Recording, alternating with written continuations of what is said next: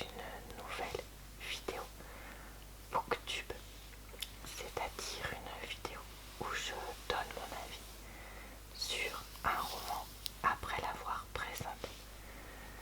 Aujourd'hui, nous allons regarder le tome 1 de la série, parce que je sais plus combien il y a de romans dedans, Enclave de Anne Acquire, je pense qu'on dit ça comme ça, parce que je pense que c'est un prénom, c'est un nom anglophone, qui est donc un roman pour adolescents. Si vous souhaitez voir ou revoir d'autres romans pour adolescents en avis sur ma chaîne, je vous invite à regarder en barre d'informations, commentaires épinglés dans le i en haut de l'écran, puisque j'aurai mis le lien vers d'autres romans de ce type. Donc nous allons commencer par lire le résumé, puis lire quelques pages du roman avant que je vous donne mon avis. Pour info, là c'est parce qu'il y a l'étiquette de ma médiathèque, c'est pour ça que je cache par rapport à ma vie privée. Le monde est ravagé. À la surface, plus rien ne vit, plus rien ne pousse. Les hommes se sont réfugiés dans des villes souterraines, les enclaves. L'enclave, c'est ma vie. C'est le lieu qui nous protège des créatures rôdant dans les tunnels, ces monstres mangeurs de chair humaine. Et moi, je suis celle qui protège l'enclave en retour, celle qui chasse les monstres. Il faut servir l'enclave, c'est ce que nous disent les aînés. Mais ce n'est pas ce que dit-elle, mon partenaire de chasse. Je ne sais plus qui croire. Écoutez, le résumé est pas mal. Pour une fois dans ce genre de roman, donc. Trêve. Je suis née durant le second Holocauste. Avant, les espérances de vie étaient plus longues. Enfin, c'est ce qu'on nous racontait. Mais je n'y croyais pas. Dans mon monde, personne n'atteignait les 40 ans. Dans l'enclave où je vivais, l'homme le plus âgé avait 25 ans. Il avait le visage flétri et ses doigts tremblaient au moindre petit effort. Les gens murmuraient qu'on ferait mieux de le tuer, que cela abrégerait ses souffrances. En fait, ces gens-là refusaient de voir leur propre futur reflété sur sa peau. Ce jour-là, c'était mon anniversaire. Un an de plus. Comme chaque année, l'événement faisait monter ma peur d'un cran. Et cette fois-ci, c'était encore pire. Prête, me demanda Twist. Il m'attendait, debout dans l'obscurité. Twist était petit et frêle, et la rudesse de la vie lui avait creusé des rigoles sur le visage. Il avait l'air bien plus âgé qu'il ne l'était vraiment, et il portait déjà ses cicatrices, car il avait 2 ans de plus que moi. S'il avait survécu au rituel, j'y survivrais moi aussi. J'étudiais mes avant-bras encore intacts. Il était temps pour moi de devenir une femme. Les tunnels étaient larges et leur sol recouvert de barres de métal.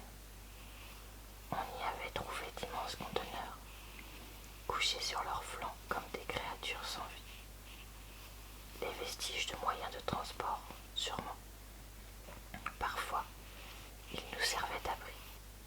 Lorsque l'un des nôtres était attaqué, un simple mur suffisait à le sauver des griffes de nos ennemis affamés. Moi, je n'étais jamais sortie de l'enclave. Ce monde d'ombre et de fumée, c'était mon univers, le seul que je connaissais. Les murs étaient faits de blocs rectangulaires qui avaient dû connaître la couleur, mais ils étaient devenus gris avec le temps. Ça et là, des babioles récupérées dans les tunnels jetaient des touches de lumière. Je suivis Twist à travers le labyrinthe et mon regard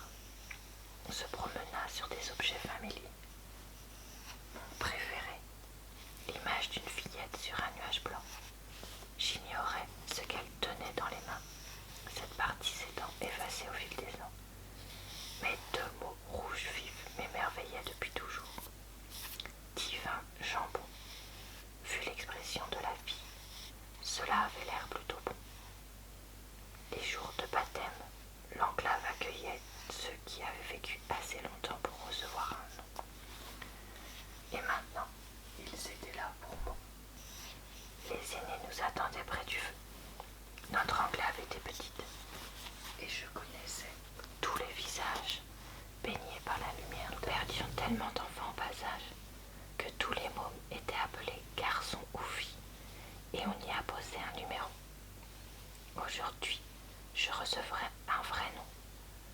Du coup, j'avais non seulement peur de souffrir, mais aussi de me retrouver avlupée d'un nom affreux qui me suivrait jusqu'à la mort. Pitié, faites que je tombe sur un joli nom. Le plus âgé d'entre nous, qui s'appelait Chrome, marcha jusqu'au centre du cercle. Les flammes teignaient sa peau de nuances terrifiantes. D'une main, il me fit signe d'avancer. Que chacun apporte son offrande, déclara-t-il. Les chasseurs s'approchèrent, leurs cadeaux dans les mains, et les empilèrent à mes pieds. Une montagne d'objets intrigants grandissait à vue d'œil. Je n'avais aucune idée de leur utilité. De quoi décorer peut-être. Les gens de l'ancien monde semblaient obsédés par les objets, dont le seul but était d'être jolis, pas d'être utiles. Moi, je ne pouvais concevoir une chose pareille. Quand ils eurent fini, Chrome se tourna vers moi. Il est temps, me dit-il. Le silence se fit. À travers les tunnels nous parvenaient des échos de gémissements. Quelque part, non loin d'ici, quelqu'un souffrait. Quelqu'un qui n'était pas assez âgé pour assister à mon baptême. Nous allions peut-être perdre un habitant de plus avant même la fin de la cérémonie. Voilà, je m'arrête ici. Alors, qu'est-ce que j'ai pensé de ce roman? Bon, déjà, soyons réalistes, c'est un roman ultra, mais alors ultra classique de fin du monde. Et je l'ai trouvé globalement très moyen. Parce que, voilà, enfin franchement, aucune originalité dans l'histoire. Avec cette enclave qui est semblable à plein d'autres romans pour ados que j'ai lus, avec des codes assez oppressants ou oppressifs, oppressants non je pense, où c'est les aînés qui décident et toi soit tu dis oui, soit tu dégages, etc. Le trouble fait, sous-entendu tel comme on le voyait dans le résumé, qui n'est pas d'accord, mais qui le dit pas, mais qui le dit un peu quand même, enfin bref, vraiment, voilà. Je suppose que ça, c'est aussi pour montrer un peu aux ados le sentiment d'injustice, peut-être par rapport aux parents qui décident et où t'as rien à dire, peut-être par rapport à l'école aussi, je me dis. Pour les ados, je sais pas trop, mais bon. Ça, c'est vu et revu. Après, j'avais l'impression que le roman évoluerait vers autre chose, donc je me suis quand même accrochée. Même si je m'ennuyais un peu au début. Finalement, alors, je vais vous révéler quand même un gros truc du roman, mais je me dis, ce sera probablement le cas dans la suite que je vais peut-être essayer de lire, donc autant vous le dire. Finalement, Trèfle va sortir à l'extérieur. Et là, le roman devient vraiment plus intéressant et beaucoup moins ennuyeux. Donc ça, c'est vraiment bien. Parce que, certes, ça reste très très classique, mais je trouve que c'est beaucoup plus sympa à lire. Parce que t'as pas ce côté oppressant et très dictatorial des aînés. Alors certes, quand elle se trouve à l'extérieur,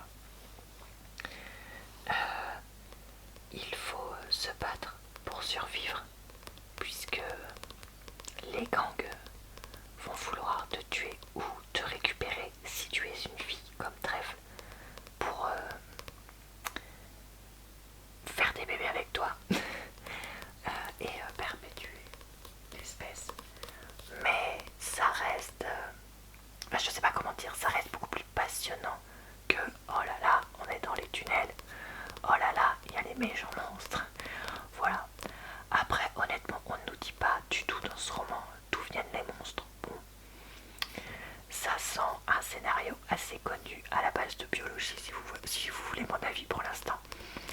On verra si j'avais raison ou pas. Et aussi, dans quasiment tout le roman, on n'a pas du tout d'adultes autres que les autres là dans l'enclave, les aînés qui ont une vingtaine d'années. Donc aussi la grande question c'est, y a-t-il d'autres adultes? Et si oui, où sont-ils? Puisqu'il y a deux personnages dans le roman qui nous révèlent avoir été à la surface avec un de leurs parents pendant un moment. Donc ça veut bien dire qu'il y a des adultes, mais où sont-ils passés? Pour ce qui est des personnages, Trèfle, bon, est assez simple, mais reste un personnage dans lequel moi je m'identifie, dans le sens où elle a une très forte volonté de vivre et une très forte volonté de comprendre, de savoir, de faire des choses, etc. Mais en même temps, elle a quelques moments de doute ou de réticence. Et ça paraît honnête quand c'est tout ce que tu as vécu. Ensuite, le personnage de Tel est pour l'instant relativement correct.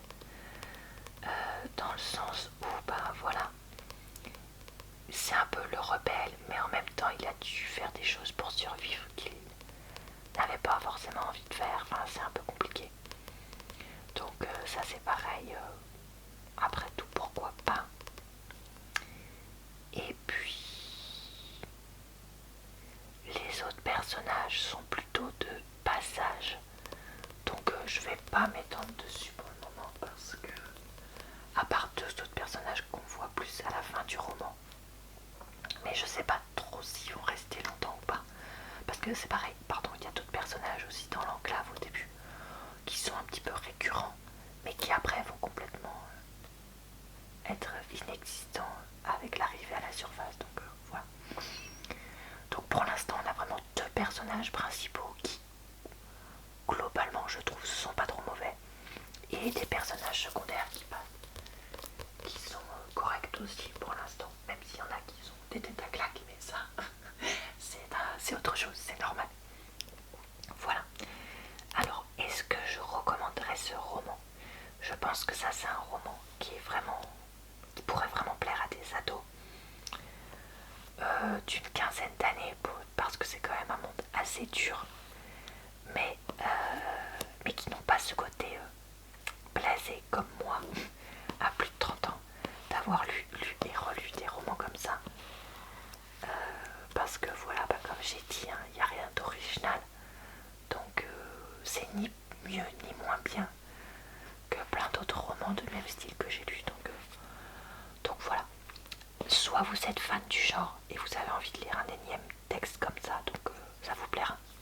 Soit au contraire, vous avez lu assez peu de textes comme ça et du coup ça vous plaira. Mais si vous n'êtes pas dans une de ces deux situations, je suis pas sûre que ça vous plaise énormément. Après, je répète, c'est ni le pire ni le mieux que j'ai lu de ce type. Voilà, et bah écoutez, c'est tout pour mon avis du jour. J'espère que cette petite vidéo vous a plu, relaxé et diverti. Je vous retrouve probablement dans 15 jours pour une nouvelle vidéo booktube. Et puis d'ici là, tous les jours ou presque sur ma chaîne. Je vous souhaite donc une bonne soirée, une bonne nuit ou une bonne journée. Et je vous dis à très bientôt.